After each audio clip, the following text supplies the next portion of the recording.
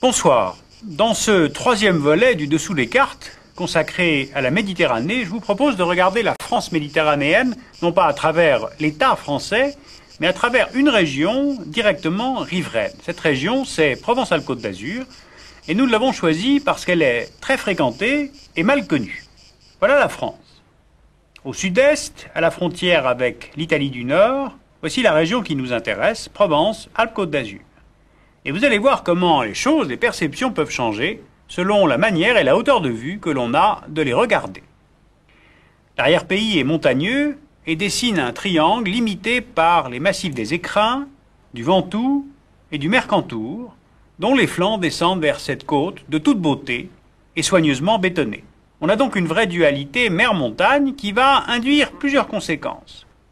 Le réseau des infrastructures, routes, trains, n'est pas complet. Routes et trains, vous le voyez, desservent davantage la côte que l'arrière-pays.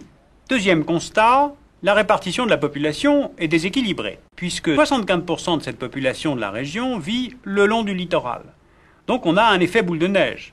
Les gens vont où il y a du travail, et les bassins économiques s'installent là où sont les gens. On appelle cela des bassins d'emploi. Résultat, bassins économiques, bassins d'emploi sont concentrés, notamment autour des villes de Marseille, Toulon et Nice. Et la conséquence, c'est que la région Provence-Alpes-Côte d'Azur est la plus urbanisée de France, avec 89% de sa population qui vit en agglomération. En outre, cette superbe région littorale appelle évidemment le tourisme, qui rapporte à la région et qui concentre des emplois, mais souvent de façon trop saisonnière. Et puis cela appelle une importante population dite du troisième âge, qui est dépensière, mais qui n'est pas productive. Puis le troisième élément, ce sont les ports, et notamment celui de Marseille, le premier port de la Méditerranée, premier port de France et troisième port européen, qui fait de Provence-Alpes-Côte d'Azur une région de transit, de fret et là aussi de service. Voilà donc une photo, ou plutôt une carte, qui est un bilan plutôt mitigé. Mais attention, en regardant la même région en changeant d'échelle, les déductions ne sont pas les mêmes. Voilà maintenant la région à l'échelle de la France. Vous voyez, elle est très éloignée de la capitale. Marseille est à 809 km de Paris, ça c'est une donnée géographique. Mais avec l'aménagement français, avec le réseau en étoile des voies ferrées, la région devient périphérique. Marseille est éloignée de Paris, mais elle est aussi éloignée de Biarritz. En train, il faut 8 heures pour un trajet sud-sud. Sauf que désormais, la technologie réforme la contrainte géographique. Avec le TGV, les distances diminuent. Marseille n'est plus qu'à 4h30 de Paris. Et puis on ne peut plus raisonner en termes uniquement français. Notre espace économique, c'est-à-dire douanier, normatif, tarifaire, législatif, est désormais européen. Eh bien justement, à l'échelle européenne, la région semble périphérique. Par rapport à un réseau routier et ferroviaire qui recoupe assez nettement le pôle économique dynamique de l'Europe, grosso modo se situant entre Strasbourg, Amsterdam, Munich et Milan, elle est périphérique aussi par rapport à l'élargissement de l'Europe, qui s'est fait il y a 5 ans vers l'Allemagne orientale, et il y a 1 an vers le nord et à l'est, avec l'entrée de la Suède, de la Finlande et de l'Autriche. Eh bien, je crois qu'il faut cesser de regarder au nord et à l'est pour transformer un handicap en atout. C'est-à-dire, il faut se mettre à regarder au sud. On voit là que la région devient une des nouvelles frontières de l'Europe communautaire, justement parce qu'elle est située au sud. Voici l'arc latin. C'est-à-dire l'ensemble des régions latines, sud-méditerranéennes. C'est un arc qui relierait Barcelone à Rome, qui est logique, qui est évident, mais qui au fond n'existe pas sur le plan politique.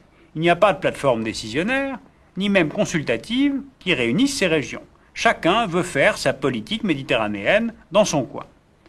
Pas encore d'infrastructure suffisante au niveau transversal. Par exemple, il faut 13 heures pour aller de Marseille à Rome en train, c'est-à-dire autant que Paris-Rome. Donc, cessons de mettre la région au bout de quelque chose et mettons-la au centre. La région se présente maintenant en carrefour. C'est un carrefour européen depuis l'adhésion de l'Espagne à la CEE, Marseille se plaçant alors au cœur des liaisons routières et ferroviaires entre le Portugal, l'Espagne et le reste de l'Europe. C'est un carrefour aussi entre le nord et le sud, qui est dessiné par l'axe Rhin-Rhône, et un axe est-ouest dessiné par la côte méditerranéenne elle-même. Et puis enfin, c'est un carrefour avec le port de Marseille.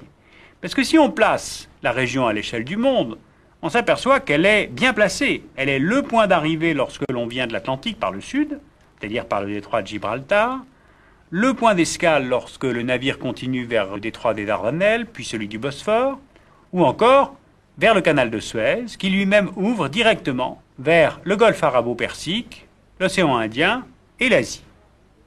Alors que faut-il retenir de ces quelques cartes? D'abord, l'Europe doit tirer un profit maximal de cette frontière française sur la Méditerranée. La France dispose donc d'un sud et elle doit tirer profit de cette région pour ne pas se limiter à regarder vers son nord et vers son est. Et la région elle-même, avec l'arrière-pays français, peut gérer la relation à la Méditerranée au plus près et au plus juste. Alors si vous voulez approfondir toutes ces questions de chiffres, je vous renvoie au rapport de la Banque mondiale, le rapport 1995, un rapport extrêmement fiable et beaucoup plus facile à pénétrer qu'on ne le croit. Et ensuite le rapport Cyclope, qui est un travail collectif sur les marchés, les matières premières et les ressources énergétiques, qui est édité chez Economica. Alors vous voyez, si on voit la Côte d'Azur comme périphérie de la France, elle est sans avenir. Mais si on la prend comme une porte, un carrefour sur un futur ensemble méditerranéen, eh bien l'avenir est là. On ne peut plus regarder le bassin méditerranéen à partir de son seul glorieux passé. L'avenir est à construire et personne ne le fera à notre place.